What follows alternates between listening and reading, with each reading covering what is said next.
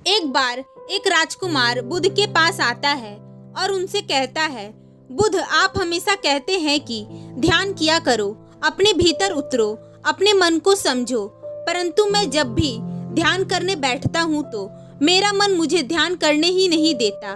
मैं ज्यादा देर तक आंख बंद करके बैठ ही नहीं पाता। आप ही बताइए, मैं क्या करूँ? बुद्ध उस राजकुमार से पूछते हैं, क्या तुम्हें तलवार चलाना आता है? राजकुमार कहता है, हाँ बुद्ध, मुझे तलवार चलाना आता है। बुद्ध पूछते हैं, क्या तुम्हें हल चलाना आता है? तो वह राजकुमार कहता है, नहीं बुद्ध, मुझे हल चलाना नहीं आता। बुद्ध उस राजकुमार से पूछते हैं कि तुम्हें हल चलाना क्यों नहीं आता? राजकुमार बुद्ध से कहते हैं, क्योंकि मैंने आज तक हल चलाने सीखा ही नहीं। बुद्ध कहते हैं, ठीक इसी प्रकार तुम अपने मन को भी तब तक अपने वश में नहीं कर सकते जब तक कि तुम इसे समझ ना लो कि यह कैसे कार्य करता है और इसे अपने वश में करने का तरीका क्या है।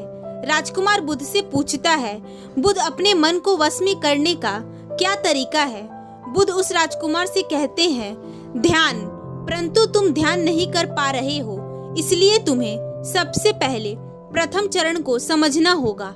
राजकुमार बुद्ध से पूछता है कि प्रथम चरण क्या है?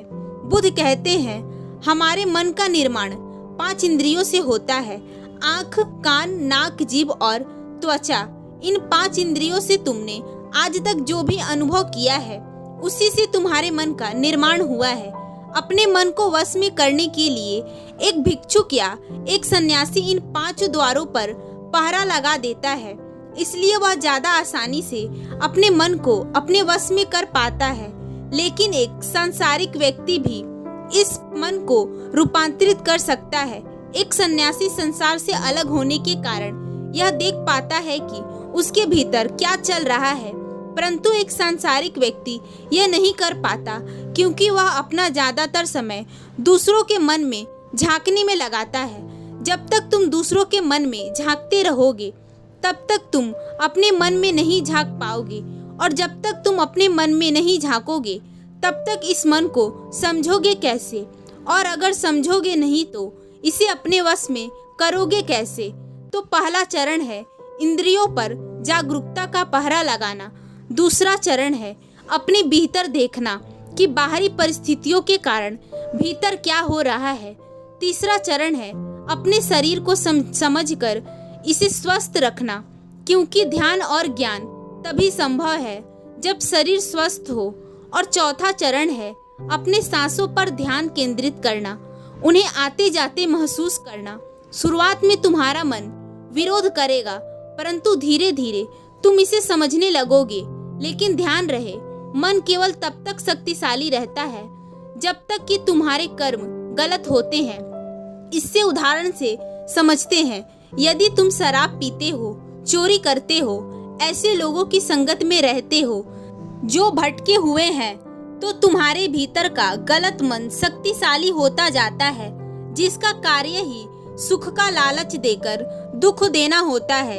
इसके विपरीत अगर तुम उचित भोजन करते हो, ईमानदारी से जीते हो, ध्यान करते हो, तो तुम्हारे भीतर विवेक जागेगा, तुम्हारे भीतर वह समझ पैदा होगी जिससे तुम अपना अच्छा और बुरा समझ पाओगे। वह राजकुमार बुद्ध से कहता है, इस तरह तो मैंने कभी सोचा ही नहीं। बुद्ध कहते हैं, ऐसी और भी बहुत सी चीजें हैं जिन्हें तुम जैसे जैसे अपने मन को समझाते जाओगे वैसे वैसे जानते जाओगे। वह राजकुमार बुद्ध से कहता है, मैं धन्य हुआ बुद्ध आपका ज्योतिर्मय ध्यान पाकर। बुद्ध मुस्कुराते हैं और कहते हैं, तुम और भी धन्य हो जाओगे जब तुम अपने भीतर की ज्योति को पा लोगे।